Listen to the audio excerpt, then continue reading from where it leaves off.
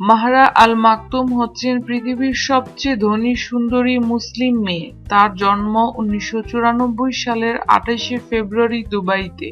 তার পিতা শেখ মোহাম্মদ বিন রাশিদ সংযুক্ত আরব আমিরাতের প্রধানমন্ত্রী। তিনি মুসলিম বিশ্বের অন্যতম প্রভাবশালী ব্যক্তিত্ব।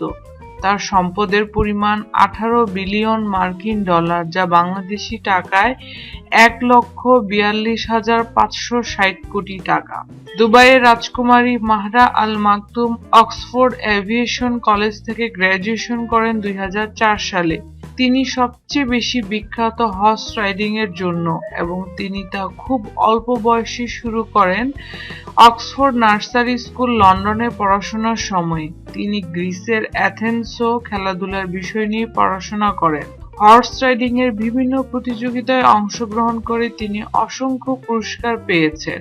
তার শখের তালিকায় রয়েছে কুকুর পোষা। তার দিনের অনেকটা সময় কাটে তার প্রিয় পোষা কুকুরের সাথে।